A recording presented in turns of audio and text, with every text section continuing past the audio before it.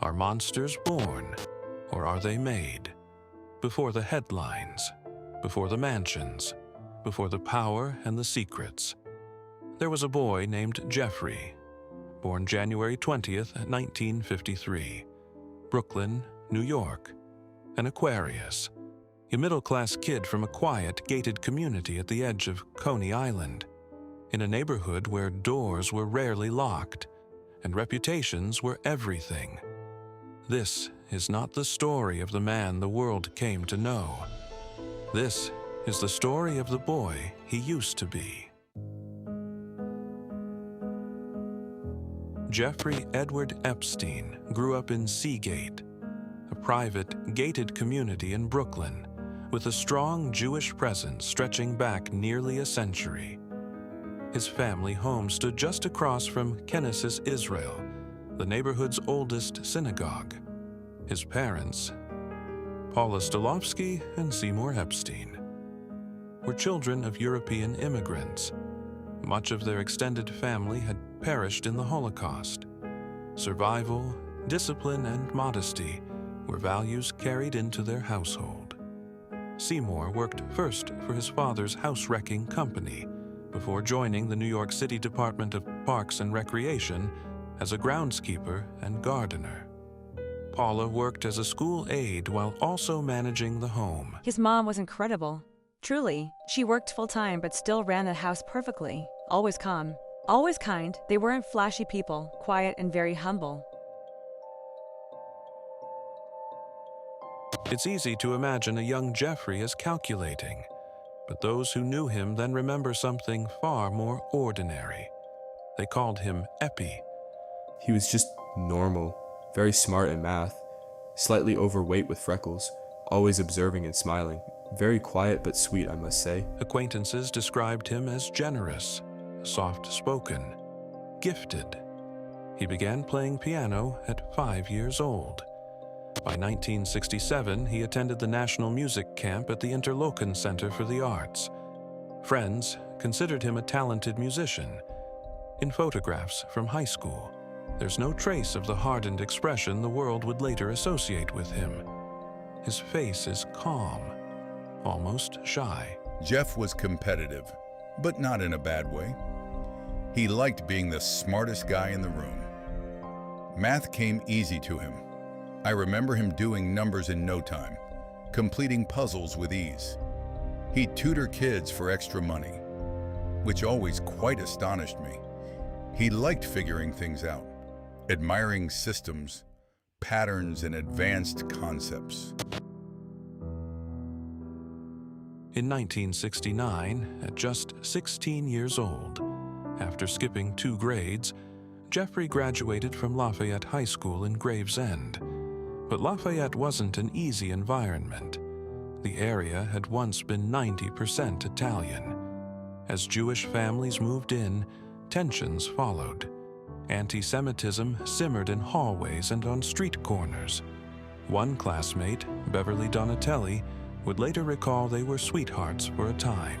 Me and Jeffrey would go everywhere together. We really cared for one another, but you know, as you grow up, different things happen and people's paths change. He was a very sweet person, easy to talk to. He really wanted to understand things. So he would always ask for detailed answers. How this worked and why this made you feel a certain way. I liked Jeffrey. He was very respectful, always had a smile on his face. But at that time, the rivalry between the Jews and Italians were too much. I had to tell Beverly, Jewish boys don't marry Italian girls. Of course, now I feel differently, but back then, racism was a real thing, and I needed to protect my daughter. But even teenage relationships weren't free from division.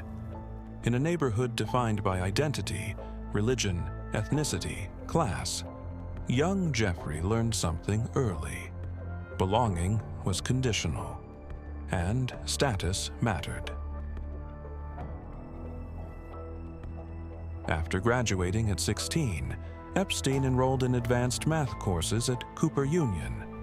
2 years later, he transferred to New York University's Current Institute of Mathematical Sciences, studying mathematical physiology. He never received a degree. Remarkably bright, accelerated, skipping grades, navigating institutions meant for older students. He was moving quickly, but toward what?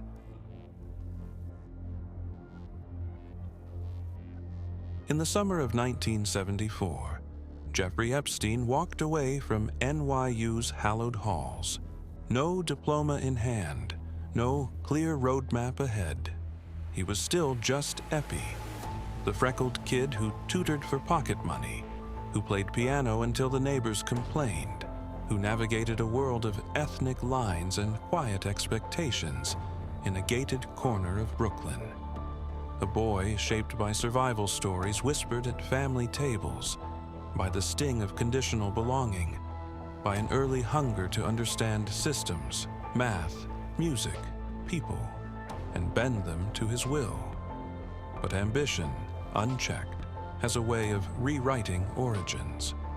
The quiet streets of Seagate would soon give way to the glittering corridors of Manhattan's elite. A teaching job at Dalton School, despite no degree, opened doors he never should have passed through. Connections multiplied, wealth followed, power accumulated. He built an empire of influence, surrounding himself with the untouchable. Presidents, princes, billionaires. He convinced himself, and perhaps others, that he had become invincible. That the boy from across the synagogue could outrun his past. That money and access could silence questions. That the higher he climbed, the safer he would be. But history tells a different story. The summit is lonely, exposed. Every step upward casts a longer shadow. Every secret shared becomes a vulnerability. Every alliance forged carries the risk of betrayal.